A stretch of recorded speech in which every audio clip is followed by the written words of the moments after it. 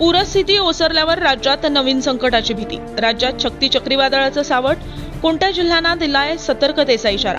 राज्यात सप्टेंबर महिना पावसाचा महिना ठरलाय। या पावसामुळे ओढवलेली पूरस्थिती अद्याप ओसरलेली नसताना राज्यावर नवं संकट येणार आहे। हवामान खात्यानं नवा चक्रीवादळाचा इशारा दिलाय। या चक्रीवादळाचा राज्यातील कोणत्या भागांना फटका बसणार आहे, कोणत्या दिवशी राज्यात अतिवृष्टीचा इशारा देण्यात आलाय, त्यामुळे कोणत्या जिल्ह्यांना अलर्ट देण्यात आलाय ते सविस्तर पाहूया। सप्टेंबर महिन्यात राज्यात मराठवाड्यासह मध्य महाराष्ट्रात जोरदार पाऊस झाला। काही भागांमध्ये अतिवृष्टीही झाली। याचा फटका शेतकऱ्यांना मोठ्या प्रमाणात बसलाय।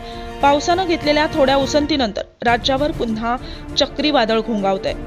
भारतीय हवामान खात्यानं चक्रीवादळाचा इशारा दिलाय। यामुळे महाराष्ट्रात 4 ते 7 ऑक्टोबर दरम्यान चक्रीवादळाचा इशारा देण्यात आलाय। IMD ट्रॉपिकल सायक्लोन ॲडव्हायझरी क्रमांक 3 नुसार चक्रीवादळाचा राज्यातील काही जिल्ह्यांना धोका निर्माण होऊ शकतो। 3 ते 7 ऑक्टोबर दरम्यान जोरदार पावसाचा इशारा देण्यात आलाय। त्यानुसार मुंबई, ठाणे, रायगड, पालघर, रत्नागिरी, सिंधुदुर्ग या जिल्ह्यांना अलर्ट देण्यात आलाय। किनारपट्टी लगतच्या भागांवर चक्रीवादळाचा परिणाम होण्याची दाट शक्यता आहे। या भागांमध्ये मुसळधार ते अतिमुसळधार पावसाची आणि जोरदार वारे वाहण्याची शक्यता हवामान खात्याकडून वर्तवण्यात आली आहे। या वादळामुळे समुद्रात प्रचंड मोठ्या लाटा येण्याची शक्यता देखील हवामान खात्यानं वर्तवली आहे। तर 45 ते 65 किलोमीटर प्रति तास वेगाने वारे वाहण्याचा अंदाज व्यक्त करण्यात आलाय। IMD नुसार वाऱ्याचा वेग अधिक वाढू शकतो, त्यामुळे मच्छीमारांना समुद्रापासून दूर राहण्याचा सल्ला देण्यात आलाय।